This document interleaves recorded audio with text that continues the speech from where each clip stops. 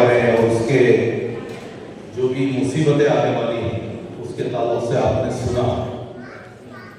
मैं दावणगेरे के एसडीपी के डिस्ट्रिक्ट कमेटी को मुबारकबाद देता हूँ और आप तमाम को भी सलाम करता हूँ कि आपने वक्त आने से पहले उसकी तैयारी की, उसके बारे में चर्चा किया, आप इतनी दूर तक आए और हमें सुनना, गौर करने और हमारे साथ चर्चा करने के लिए यहाँ पर तशरीफ फरमा। मुझे मुल्क के मुख्तलिफ हालात पर जब हम रोशनी डालते हैं तो उस वक्त में ऐसा महसूस होता है कि मुसलमान एक ऐसी कौम है जो सियासत को सिर्फ 10 दिन के लिए इस्तेमाल करती है। दूसरी कौमें इसके लिए 10 साल, 15 साल, 20 साल का वक्त लगाती हैं और ये मासूम ऐसी कौम है जो ऑटो में बैठने के बाद उसे पता चलता है कि किसको वोट देना है। टेबल लगाकर बूथ लेवल पर जो काम करते हैं हमारे नौजवान, वो सिर्फ 2000 रुपए के लिए काम करते हैं, उसके आगे पीछे का उनको कुछ भी मालूम नहीं। बुर्का पहनकर जो हमारी माँ बहनें डोर टू डोर जाकर हैंडबिल तकसीम करती हैं, उनको मालूम ही नहीं है कि किसके फेवर में आप बात कर रहे हैं और किसके खिलाफ आपको बात करना चाहिए।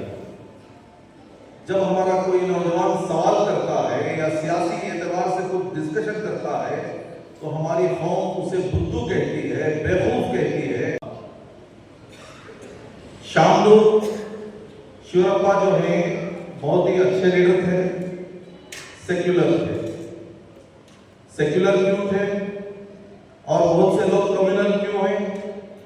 मुसलमानों के 80,000 वोट लेने के लिए बहुत से लोग सेक्युलर बन जाते हैं और जब मुसलमानों के वोटों की जरूरत नहीं पड़ती तो बिंदास गाय के बारे में बात करते हैं, इस्लाम के बारे में बात करते हैं, मस्जिद मंदिर का झगड़ा लेके खड़ा कर देते हैं। ईदगाह में अगर कोई टोपी पहन के आ रहा है तो समझ लेना कि किसी को टोपी पिलाने के लिए आ रहा है। सवाल ये है, क्या मुसलमान वोट देने वाली गाय है? हर 5 साल में एक मरतबा निखार के दूध लेके चले जाए, जिस तरीके से वोट लेके निकल जाए।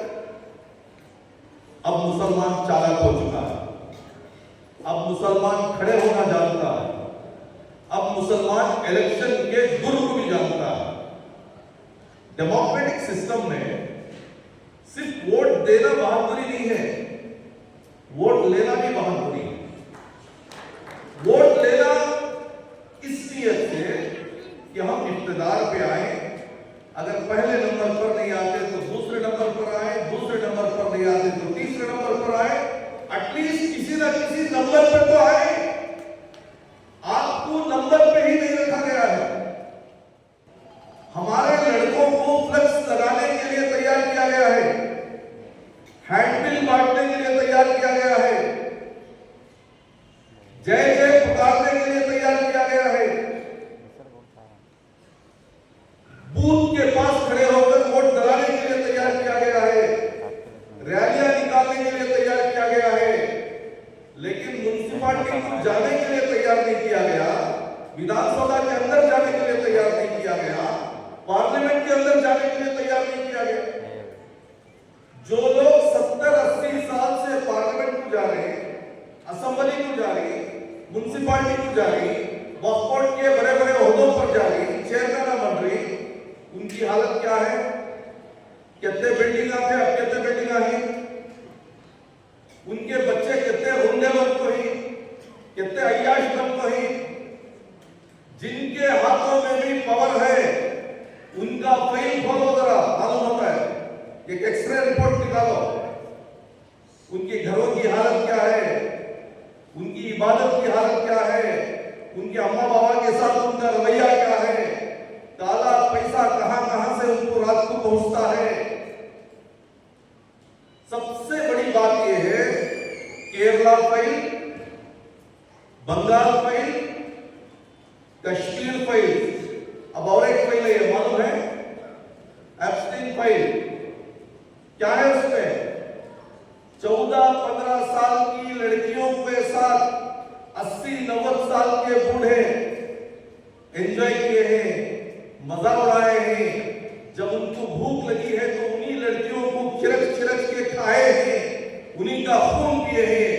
उसमें हमारे मुल्क के बहुत बड़े लीडर का भी एक नाम आ रहा है। जब उनका आ रहा है तो छोटे छोटे लोगों की हालत क्या है? हमारे नौजवान ड्रग्स में हैं, सॉल्यूशन में हैं, नाफरमानी में हैं, बेकारी में हैं, जहालत में हैं। उनकी हालत ऐसी है कि सिर्फ मुसलमान है इसलिए उनको जनाजा दिया जाता है, सिर्फ मुसलमान है इसलिए उनको कब्रिस्तानों में दफन किया जाता है, वरना कम्युनिटी के बारे में उनको कोई लेना देना नहीं है। बहुत से ऐसे वालदान हैं जिनका बर्थडे कैसा बनता है, उनकी बेटी की शादी कैसी होती है, उनका जब जनाजा होता है तो कितने तोपों की सलामी मिलती है। इस दुनिया में उन्हें आने से क्या फायदा, उन्हें जाने से क्या नुकसान है? समाज किसे कहते हैं? एसआईआर के बारे में आज जो हमें सवाल कर रही, ये बहुत ही खतरनाक सवाल है कि अभी भी हमें सिर्फ 10% लोगों तक पहुंचा सके हैं। अभी भी 90% लोगों को एसआईआर क्या है मालूम ही नहीं। एनआरसी के मौके पर अगर इस किस्म की पर्दानशीन औरतें बिलाल बाग नहीं सजाती, शाहीन बाग नहीं सजाती, तो फिर बने तो फिर मालूम नहीं वो कहां थे। इसी तरीके से कोविड के सीजन में एसडीपीआई के ये नौजवान अपनी जान पर खेलकर अगर वो मैयतों को वसूल नहीं देते, उनको जो है नहीं दफनाते, तो एक गड्ढे में 20 मैयतों को जेसीबी से ढकला गया था, दफनाया गया था। लेकिन एसडीपीआई के ये बहादुर नौजवानों को सलाम है, उन्होंने अलग अलग कौम के अलग अलग रस्म रिवाज के लोगों को उन्हीं के रस्म रिवाज के मुताबिक उनको जो है आखिरी तदफीन किया, जरूरत पड़ी तो जलाया, जो जरूरत थी वो किया। सवाल ये है कि हम सियासी तौर पर कितने बहादुर हैं, सियासी तौर पर हमारा आगे का एक्शन प्लान क्या है। पूरे कर्नाटका में 5 महीनों के अंदर 2 जगह इलेक्शन आने वाले हैं, एक दावणगेरे में है और एक बागलकोट में है। क्या पूरे 1 करोड़ मुसलमान कर्नाटका के ये तय नहीं कर सकते बड़ी पार्टियों को कि यहां से जीतने वाला उम्मीदवार हमारी कौम से होना, क्योंकि हमारा रिप्रेजेंटेशन बहुत कम है? क्या हम नहीं पूछ सकते? पूछने के लिए जबान चाहिए, चापलूसी नहीं चाहिए। अब तक जो भी पूछा गया अलग अलग आके अलग अलग टोलियों में आके जो लगाता है, जब इन्हें जिंदा था वो टाइम को एक बिस्तर नहीं दिया, एक जलोसिल नहीं दिया, कभी उसके आंसू नहीं पूछा, कभी उसकी हिम्मत अफजाई नहीं किया। ऐसे समाज को बनाकर हमें आइंदा कौन सा दावनगेरा बनाना उतर आए हैं, और फिर ये पॉलिटिशियंस मक्कारी करने पर उतर आए हैं, और सियासत हमारे पूरे हुकूकों को लूट रही है, हमारे माइनॉरिटी राइट्स की अहमियत नहीं है। हम ऐसा एक जानवर हो चुके हैं जो सिर्फ खाना जानते हैं, बच्चों को पालना जानते हैं, और फिर आराइश के रास्तों से एक बेहतरीन हिंदुस्तान हम नहीं बना सकते। अगर मजबूत हिंदुस्तान बनाना है, सेकुलर हिंदुस्तान बनाना है, और हमारे तमाम रास्ते, हॉस्पिटल, स्कूल और फिर हमारे समाज को डेवलप करना है, तो हमें काम करना पड़ेगा। कि 9 बजे के बाद टेबल को देखते रहता है, टेबल से कुछ उसका मुआवजा मिल गया तो फिर लेके निकल जाता है। लेकिन ओनर वैसा नहीं है, दुकान बंद करने के वक्त में भी अगर कोई ग्राहक आता है तो फिर उन्हें अपना बिजनेस शुरू करता है, और फिर उन्हें मेहनत करना शुरू करता है। उसे मालूम है ये इलेक्शन कमीशन से एक डेट आता है, धूप में घर को किसी ने भी एक वोट डाला नहीं है, देखो जबले को बैठी। ये बेवकूफ हमारा जो नजरिया है, इससे कौम को बहुत नुकसान होता है। और फिर जब हम एससी एसटी से, ओबीसी से, दलित भाइयों से जब हम बात करते हैं, तो उन्हें बोलती पहले तुम्हारी कौम को मुतहिद कर लो, सेकंड स्टेप में हमें जरूर तुम्हारे साथ है। हमारी सब कुछ मजबूत नहीं है तो वो कहां से हमारे साथ आ। और फिर ये कौम को सही रास्ता देने की बहुत बड़ी जिम्मेदारी हमारी औरतों की है। आपके गोदों में जो बच्चे पल रहे हैं, और आपके दस्तरखान पर जो आपके फैमिली के लोग बैठते हैं, उनसे बात करो, कूली मजदूरी सियासत के नाम पर खत्म करो, उनको खुददार बनाओ, कानूनी मालूमात को हासिल करो।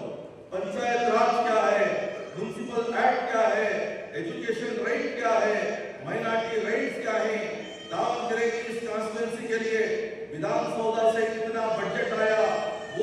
मेरी गली को कितना आया, मेरे मोहल्ले को कितना आया, मेरी स्कूल को कितना आया, मेरे हॉस्पिटल को कितना आया, ये सवाल आप करने वाले हो जाएंगे तो फिर तकसीम बराबर होगी।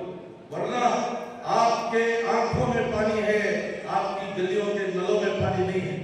और आपके पास जो रास्ते पड़ रहे हैं वो सिर्फ फूक बारिश के रास्ते हैं। असल बजट जो है दूसरी जगह जा रहा है।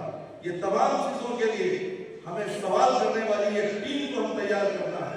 मसाजिद के जो भी जिम्मेदार हैं, खानखाहों के जिम्मेदार हैं, अंजुमनों के जिम्मेदार हैं और सियासी सोच और बोझ रखने वाले जो भी हजरात हैं, उनसे मेरी मोहब्बताना रिक्वेस्ट है कि आप दावतगिरी के इस असेंबली इलेक्शन के ताल्लुक से ऐसा मजबूत फैसला लो जिससे कौम को थोड़ा बहुत इज्जत मिले, तो कौम का थोड़ा बहुत विखार बाकी हो और हम 4 कदम कम से कम आगे बढ़ सके। वरना हमारी हालत ये हो चुकी है कि हमारे बारे में हर आदमी मजाक कर रहा है। 2000 के हिसाब से उनको दिया तो भाई वो वोटर दलाल की ज्यादा सिरके की खराब कर ले रही। तुम्हारे प्रोग्राम में एक 500 होता होना क्या, फलानी रानी माही उनको बोल डालो तो बुला कर जाती है। इस तरीके का एक माहौल तुम्हारा बन चुका है। ये माहौल खत्म करना है। Social democratic party of India आपसे रिक्वेस्ट करती है कि ये जो हम सियासी प्लेटफॉर्म बनाए हैं ये खिदमत के लिए भी है, ये इलेक्शन के लिए भी है। इलेक्शन इसलिए करते हैं ताकि हमारा वोट बैंक बढ़े। वोट बैंक बढ़ने की वजह से एक ताकत पैदा होती है, वो ताकत क़ियादत को मजबूत करती है। मैसूर के यन्नार क्षेत्र में, नरसिम्हा क्षेत्र में हमारे स्टेट प्रेसिडेंट कंटेस्ट करे, 40 पर 5000 वोट उनको मिले। वो 40 पर 5000 वोट मिलने की वजह से जब अब्दुल मजीद साहब पुलिस कमिश्नर को बात करते हैं और फिर कॉर्पोरेशन के कमिश्नर को बात करते हैं तो वक्ती ही रिस्पेक्ट के साथ बात होती है जब एमएलए के साथ होती है। क्योंकि इनके पीछे 40 पर 5000 वोट की एक ताकत है। वो ताकत भी खाली मामूली ताकत नहीं है। तो इसलिए जीतती क्या, कैसा जीत डालती, मतलब पैसे ही क्या, कौन सपोर्ट करते तुम ना, सबका भांडा तुम्हें फोड़ने जो लोग तुम्हारा वोट देते क्या वो बोलो, तुम्हें उनको खरीदे हमारे साथ वो बोलो। पॉजिटिव पॉलिटिक्स करने के लिए अगर तुम्हें तैयार है तो बेहतरीन एक लैबोरेटरी ये हम दावतगिरी में हम बना सकते हैं।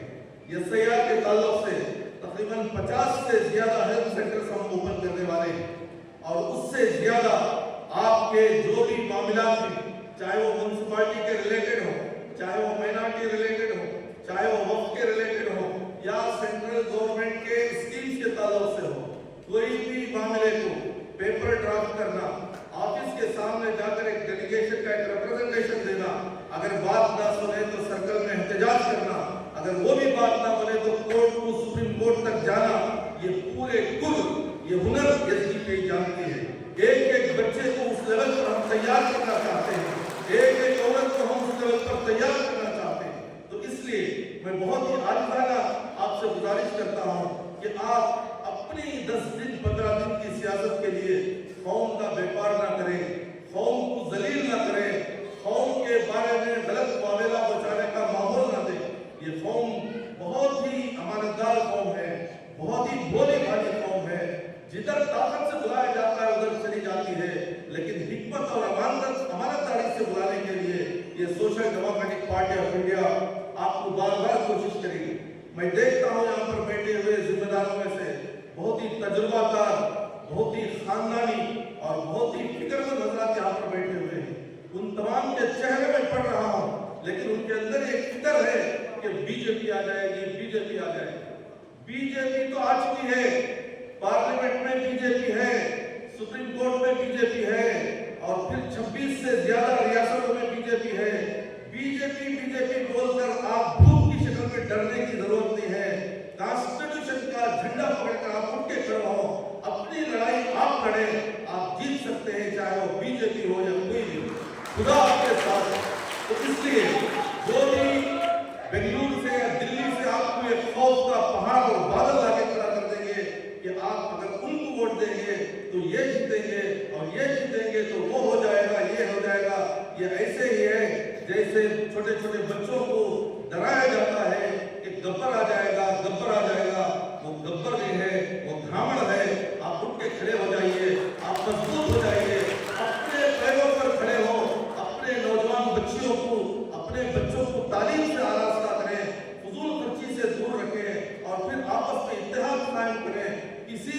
मसलक का हो, किसी भी नजरिए का रखता हो, लेकिन मुल्क को बढ़ाने के लिए, मजबूत करने के लिए एक दूसरे की तारीफ करे, उसकी इज्जत करे, किसी भी अंजुमन से काम करता हो, किसी भी मस्जिद से ताल्लुक रखता हो, किसी भी इमाम साहब से उसका ताल्लुक हो, लेकिन मुल्क को तामीर करने के लिए बेहतरीन इंजीनियर्स की जरूरत है, बेहतरीन मिस्त्रियों की जरूरत है, बेहतरीन कलर करने वाले, पेंटिंग करने वालों की जरूरत है।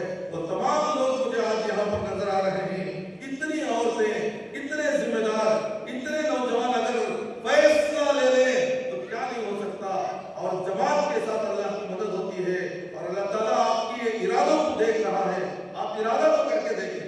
और फिर कामयाबी उसे नहीं कहते जो एक नंबर ज्यादा ले लेता है, कामयाबी उसे कहते हैं जो जीरो से सफर शुरू करता है और हजारों तक पहुंच जाता है, उसे कामयाबी कहते हैं।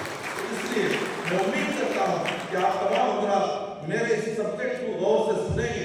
SIR जैसे, NRC जैसे, कोविड जैसे, वक्त के जैसे जो भी आइंदा आने वाले मसाइल हैं, वो मसाइल को फेस करने के लिए अलग अलग मोहल्ला लेवल पर टीमों की जरूरत है, वॉलंटियर्स की जरूरत है, बहादुरों की जरूरत है।